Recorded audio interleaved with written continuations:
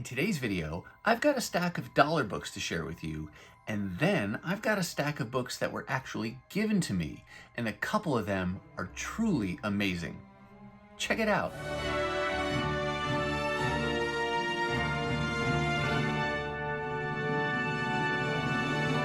Hey everyone, and welcome to my channel. My name's Chris, and this is Northgarden Comics. What I've got for you today is a nice stack of back issues, and they really come from a variety of sources. The first and admittedly much smaller stack of books is a stack of dollar books that I picked up on a recent comic book adventure, and those are dollar books like you typically see me showing you here on my channel. The second stack of books, and much larger stack of books, represents an amazingly generous gift I received of free books from two different individuals. And they are all great additions to my collection. Of that stack, there are a couple books that I'm going to save till the end that are so amazing. I still can't believe that I was given these books. And they represent things that I would never have bought on my own just because the price point would have been way too high. But we're going to save those till the end. First, though, let's go ahead and get kicked off with the dollar book portion of this haul. All right, first up, the dollar books. I said that these are a relatively small stack of books, and it is. I went out comic book adventuring one Saturday, and I went to 6 different stores. I went to 2 half-price books, I went to 2 more traditional comic book stores, and then I even hit up 2 like vintage antique type of stores that had comic books.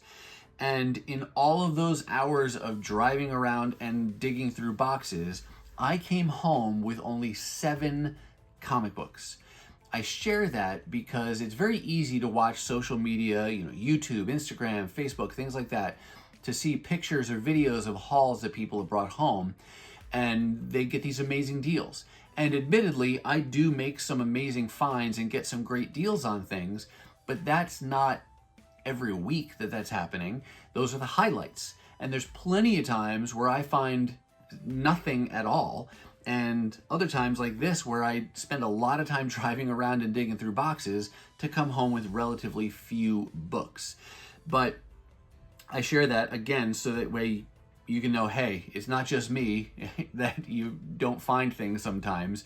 I just happen to be turning on a camera when I do make the good finds and showing you and sharing those things with you. So the books I'm going to show you today, though, really of those 6 stores, I think I only bought books at 2 of the stores. So 4 stores came away completely empty-handed.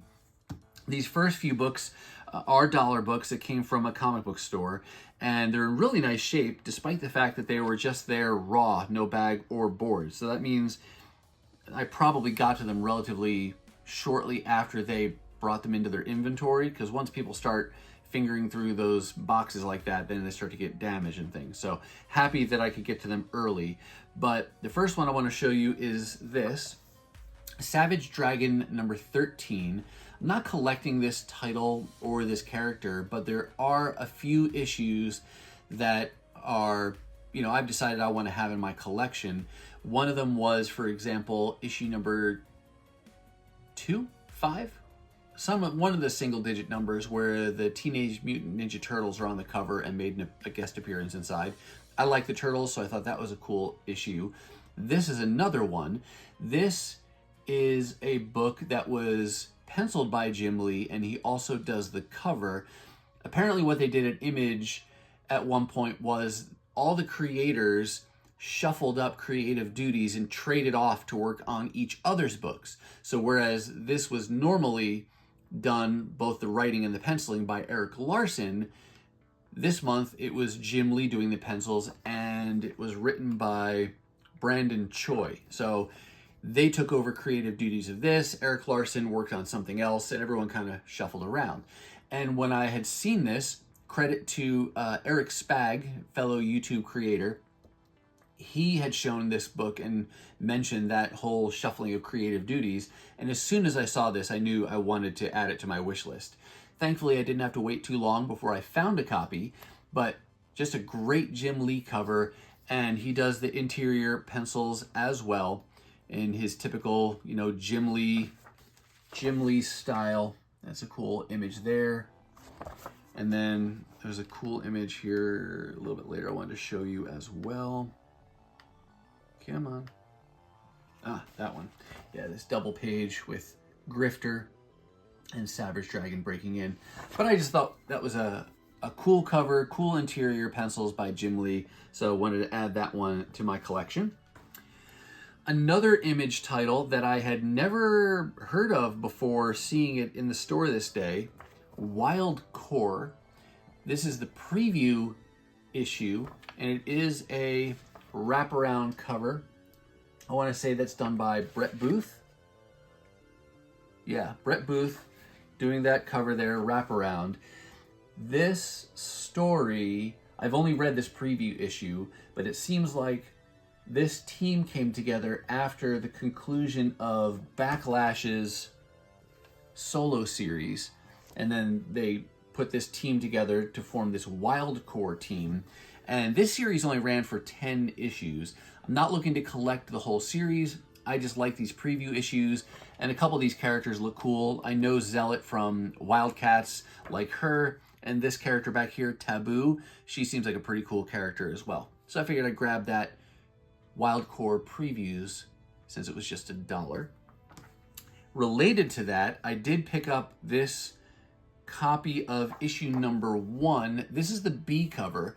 The artist is Travis Charest, but it really gave me Chris Bachalo vibes, that artistic style on the cover there. Just thought it was really cool looking. And so that was a cover buy, and it's a number 1, which is always fun to get, but not looking to complete this series. Again, just thought that was cool art on the cover. We're going to keep with Image. Found a couple issues from a title I am trying to collect. That is Cyberforce. This was a Mark Silvestri creation, right? I believe so. Yes. Sorry. You blank sometimes. Mark Silvestri created Cyberforce. I had collected some of the early issues when these first came out in the early 90s. There was a 4-part limited series, and then it started off an ongoing that ran for 35 issues. But I only got a few of them at the time, so now I'm trying to complete that run. And after today's finds, I think I only have 6 more issues to complete that run. So very happy when I can, chip away at runs like this. I'm starting to get into issues that I don't see very frequently. I see a lot of times in the dollar bins the lower number issues from Cyberforce, but not the issues that I need. They're like in the 20s and low 30s. But there was issue 27 on this day. And then also issue number 30. This says it's done by Lee for the art, but that's actually Scott Lee, not Jim Lee, and he does the interior pencils on this as well. So 2 more issues down, about 6 more to go to complete Cyberforce, this volume. Here is Michael Turner's Fathom number 0. This is a preview issue. I think there were 2 different versions of the preview issue. There was one that was just done by Top Cow, and I've seen that in Key Collector as a minor key. But then there's also this Wizard number 0 issue. That's really the primary reason I got it. I saw the Wizard number 0, Michael Turner art, so that's what drove me to buy it. Had no idea, key, not a key, just seemed cool looking to me. I don't know if this is considered a key or if the content of the Wizard number 0 is the same or different as the basic, straight up Top Cow version. But I imagine it's the same, or maybe it's an edited version or an abbreviated version of the Top Cow preview issue. But either way, it's just $1. Cool for me to have it in my collection. That was one store. And then from one of the Half Price Books locations, I did pick up this copy of the Fearless Defenders number 9. I thought this was a variant cover when I saw it, this kind of manga style cover. Turns out this is just the standard cover by Mark Brooks for issue number 9.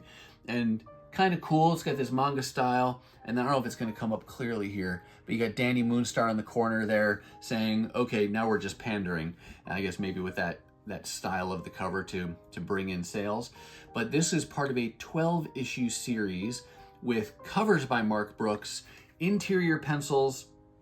This was done by Will Sliney. I don't know if he does the entire 12-issue series or not, but kind of funny the way this one exists in my mind, because I had picked up a couple issues of this series in dollar bins, liked the Mark Brooks covers. I even read issue number 1. It didn't really hook me, but now I'm at a point where I have like half the series, and whenever I see these issues in the dollar bins, I kind of go back and forth and think, well, do I want to complete it? Do I really care enough? Maybe I'll just forget about it and get other things. And so I kind of go back and forth. When I bought this one may have actually pushed me over the edge of having just more than half of the series. And I decided, you know what? I'm going to go for it. I really like the covers, if nothing else, done by Mark Brooks. And once I get them all, I'll read them all. And whether or not I like the story is yet to be seen. But I will say I have other series with covers by Mark Brooks, interestingly, where I've read the story. It was just kind of middling on the story, but I still really like the covers. And so I haven't brought myself to actually get rid of them. So with these, if I can find them for 50 cents or $1 and complete the rest of this series, I'll go ahead and do that. Because I do, in addition to the covers, I do like this cast of characters. So I'll hold out hope that the story is decent. And when you can put together an entire story for, $10-12, that's worth it and worth the risk. So got that one at Half Price Books. That does wrap up the dollar book portion of this haul. Like I said, it was not a very fruitful day of collecting. One extra thing I can even tell you about, not this book, but this Half Price Books location, is that you just never know what's going to be there and when. For example, this Half Price Books location, I was there on a Saturday. A few days later, I was on Facebook in one of the comic book groups that I'm a part of here locally in the Twin Cities, and someone else posted a haul of books that they got from this same location. And all of their back issues are pretty much $2 a piece. It doesn't matter if it should be a 50-cent book or if it should be an $8 book. They're pretty much putting them at $2 a piece, which is really kind of nice to know that that's a nice steady price that you're going to pay. Well, this one was $2, and some might say, well, gosh, that could have probably been a 50-cent book, so maybe overpaid for that. Well, at the same time, this person who posted those books that they got from the same location, whether or not they were there a couple days before me, a couple days after, maybe earlier the same day, I don't know. But right in that same time frame, they posted some amazing books that they got at that store, including one that I'm really kind of jealous of, so I just had to let that go. But they got a copy of Amazing Spider-Man Volume 2. I want to say it's issue number 36. This is part of the Michael Straczynski run that he was writing, and the pencils were being done by John Romita Jr. And issue 36 is the issue that was a 9/11 tribute issue, and it has an all-black cover. Most of the other issues in there I've been able to find for roughly $1 a piece to have that entire run, except that issue 36, because that, of course, being more significant, it's a tribute issue, it costs a lot more generally, but somebody found it at that Half Price Books location, and when I zoom in on that sticker on the bag, it sure looks like it was just $2. So kudos to them for finding that book. That's an amazing find.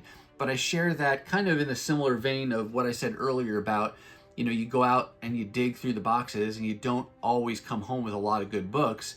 Well, you also don't always come home with all of the good books that are there, because someone else clearly scored that copy either before or after me, and I missed out on it. So it happens to all of us, but keep hanging in there, keep looking, keep digging, because patience so often pays off. When you missed a book today, well, you know what, next week, next month, you may find something even better. So keep hunting, and that's part of the excitement, is not knowing what you'll find and then stumbling across some amazing things at great prices. So there you go. That's my teeny tiny dollar haul for today. The rest of the books now come from the amazing generosity of two people I know who just decided to give me some books, and that's what I want to show you next here. But first, a sip of coffee. In my Big Bang Theory mug, which has all the lyrics to the opening title song on there. All right. This very kind individual who asked to remain nameless gave me some books that he knew were on my wish list. Half of these are books for my wife, really, which is even more generous since they've never met each other. My wife and I are both Star Trek fans, and we're in the process, feels like for years now, we're always in the process of rewatching the various series that we enjoy. And in the midst of doing that, my wife is not a comic book collector, but she's gotten hooked on some of the Star Trek comic book series. And so she has, down here, a whole short box of just Star Trek comics that she's found or that I have found for her. And now she has even more, thanks to this person's generosity. We've got this Star Trek Annual number 3 from the DC era of Star Trek. I say DC era because Star Trek has been published by a variety of publishers over the years. I think the first series, the original Star Trek series, was done by Western and or Gold Key. I don't really know the relationship there, if it's the same company, just different names, but they did a series. And then starting in the 80s, I want to say Marvel came first with like an 18-issue series that started out with the original movie being retold in comic book form and then continuing on the series. And then it starts to get blurry for me. You know, Marvel did some series, DC did some series, but they did some under the original. They did some Next Generation, Deep Space Nine. Paramount published some at some point where they did some different series there too. So these first few, actually all of these mostly, how's that for clarity? The first couple are DC at least. So here's the Star Trek Annual number 3 from 1988. Then we've got the first issue from the ongoing series done at DC. Again, Star Trek, the original series characters. Then we've got a combined publication of DC and Malibu doing this Star Trek Deep Space Nine Next Generation limited series. This is part 1 of 4. That's just a really nice painted cover with Jean-Luc Picard and Commander Benjamin Sisko on there. And then we also have part 2 of 4, although this is confusing because look at this. This is number 1 from December of 94, and it's part 1 of 4. This is also a number 1, but it says part 2 of 4, but there's no date on there. So unless I open it up, I don't know if it's from the same 4-part limited series or a different one, but that's confusing. Then we've got another one that says number 1. It's a limited series called Hearts and Minds, book 1 of 4 from Deep Space Nine.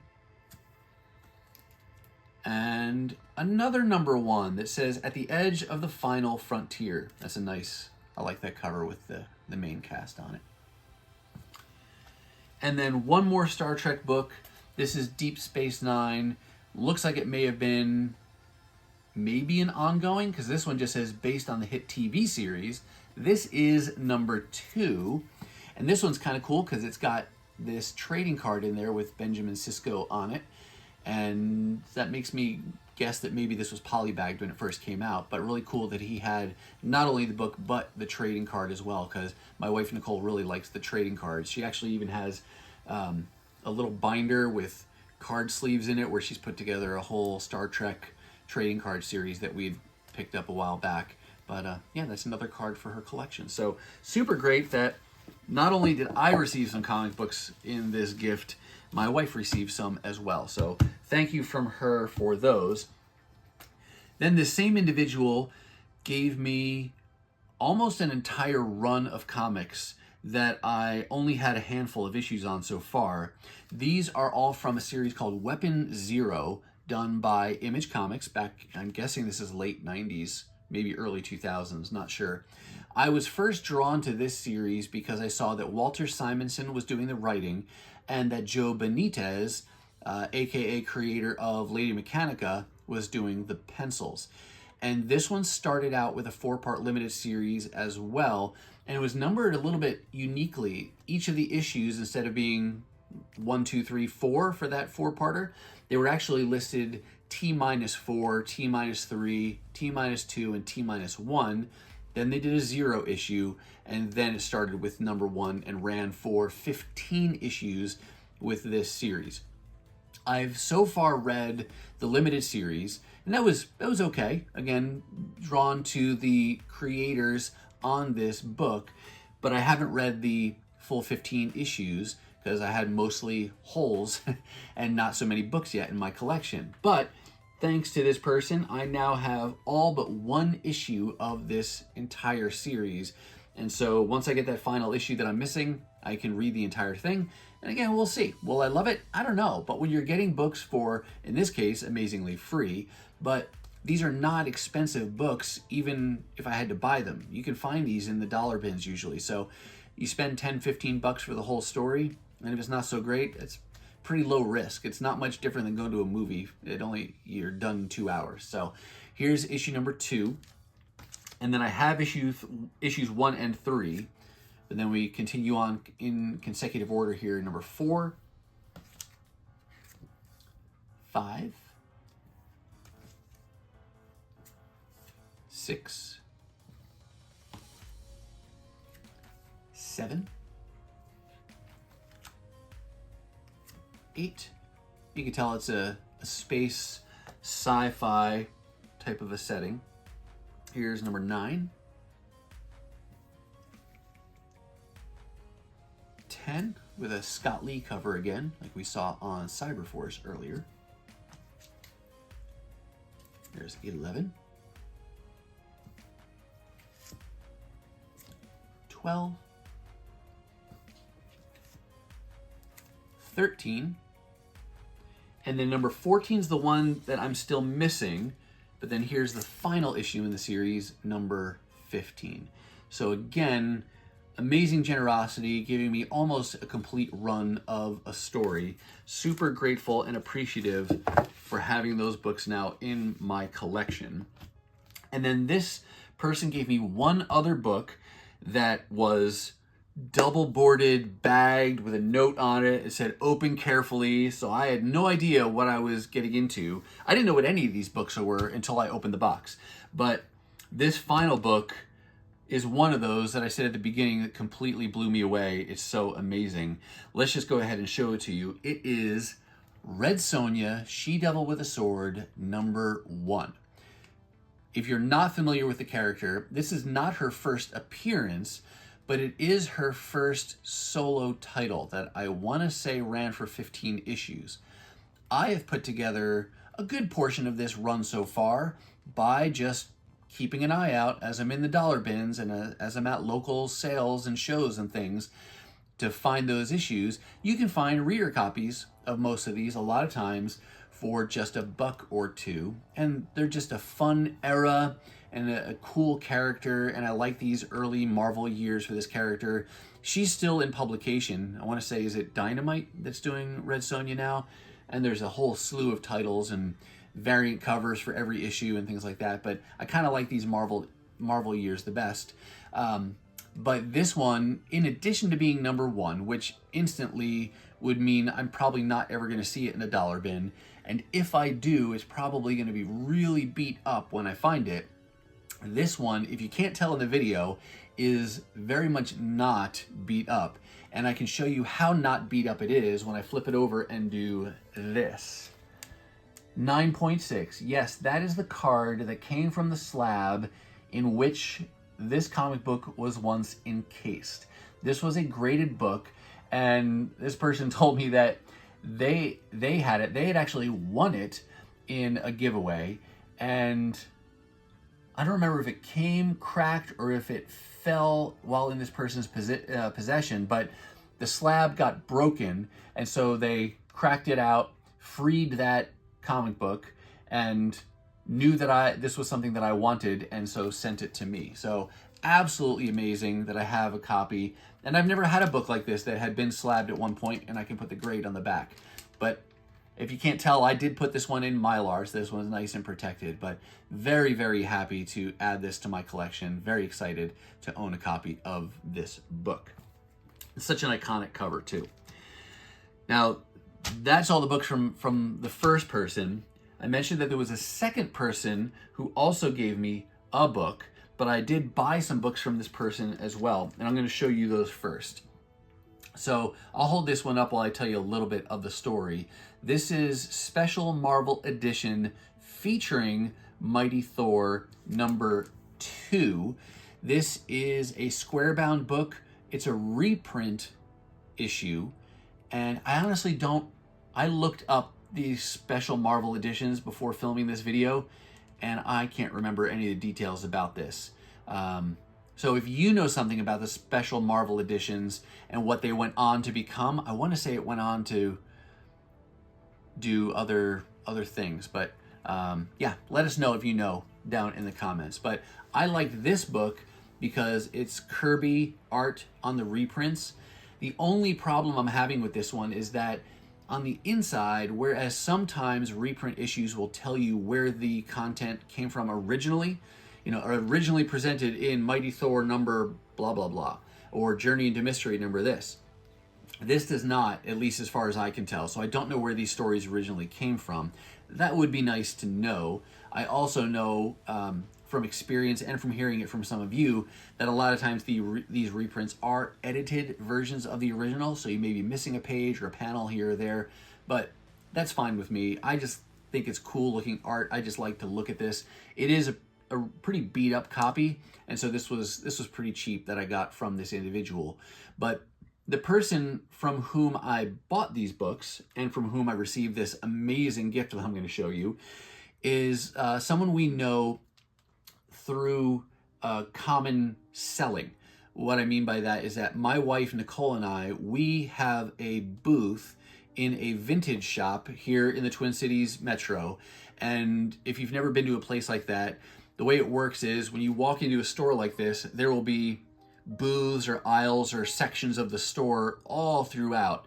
And each of those booths is operated by a different seller. And so everyone's really just kind of collectively there together in this shared space to sell things. And my wife and I have a booth like that. She sells a variety of vintage items.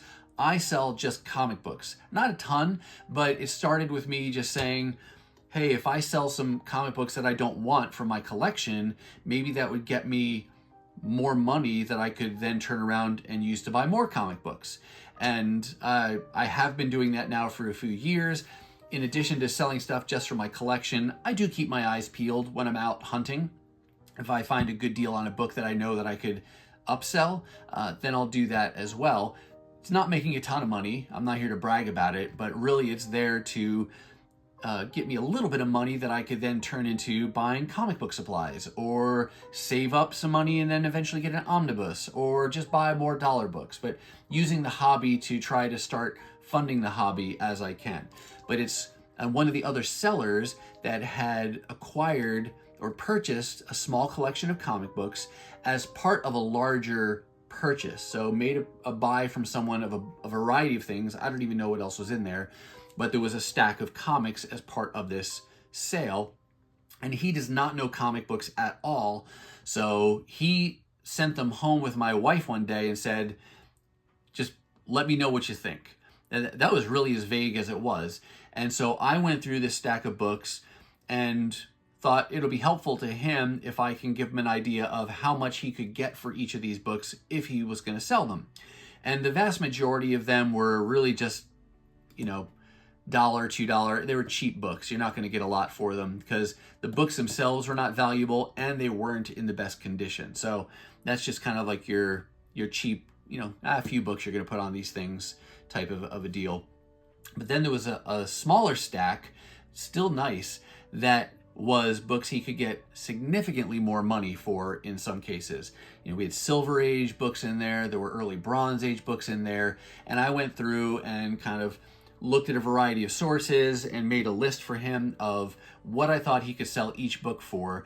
And admittedly, I am not an accomplished comic book grader, so I was not going to tell him, here's the grade, here's the price, you're set. Instead, what I did was, here's a range of what I think you'd probably be able to ask for this book. If it's towards the lower grade end of what I'm thinking, it's probably going to be like this price. If it's towards the higher end of that grade, then you might be able to get as high as this price. So did that for him. And then I took a handful of books, this was one of them, that I said, these books are of interest to me, and I'd be interested in knowing what you'd take for this small handful of books. And I said that knowing, or expecting, I should say, that whatever price he named, because I gave him the fair market value as best I could tell it for each of those books. I knew he'd give me a deal, but knowing that, I fully expected that whatever price he said, no matter what it was, would be so much higher than what I'd want to pay for individual books that I'd probably pass on it. So I did not have high hopes, is what I'm trying to say, since most of the books I buy are dollar books. And so we got together and looked over the books, and he pulled out the stack. He goes, this is the stack that you were interested in, right? And well, actually, let me pause the story there to show you some more of those books. So this one I did buy from him, and there were a few others that I said I was interested in buying, and he asked me to make him an offer, and I went based on what I'd written down on the paper, said here's what I think would be fair, and I discounted that a little bit because I'm thinking, hey, he's asking me what I want to give him, so I'm going to see if I can get a little bit of a deal. Well, I made an offer to him, and he said, nope, way too high. So he's like, too high. And he almost cut that price in half again. And then the deal was so amazingly good, I couldn't pass it up. And so I bought these couple books from him. That one was the first one. The other two that I purchased from him were this one right here, Fantastic Four number 89. This is the first 15-cent cover. Other than that, it's not a key. It's just kind of a cool factoid about that book. And then on the back here, I have Fantastic Four number 90.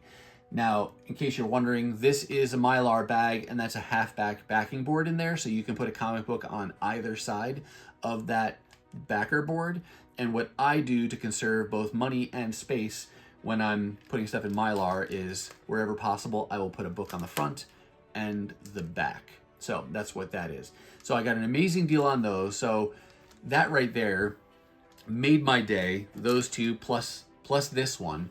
But I mentioned before that there was something he gave me.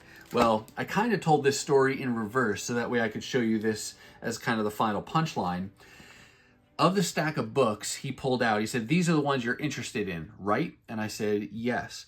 And he took this top one because he knew this was the most special one that caught my eye, and he said, this one's yours. And he just gave it to me. X-Men number 51. For those of you unfamiliar, this is before they started being reprints. That didn't start till like issue 63, so it's definitely a new story in here.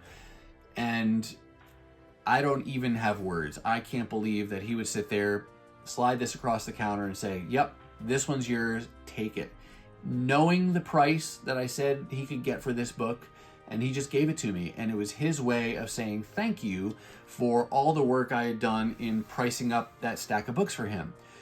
I will tell you, I had no expectation of that or any form of payment, comic book or monetary, for doing that. I just got joy out of pricing those books for him, and I've done it for other people before. It's just fun for me. I enjoy learning about the comics, investigating the values, having a chance to handle them and look through them and smell them. But it's just fun for me. No way did I expect anything out of this. And then he said, I want to give this one to you. So super, super happy to have this in my collection.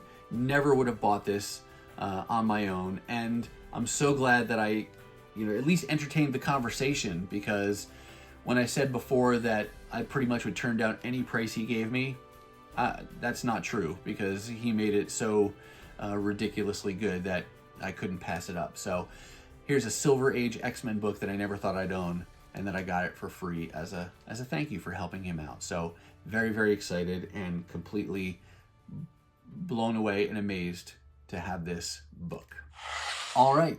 With that, I'm going to say that's going to do it for me, and that's going to wrap up this very teeny tiny dollar bin haul and a very generous gift haul that I was given from two very kind and wonderful individuals. I do hope you saw something that you liked, but what about you?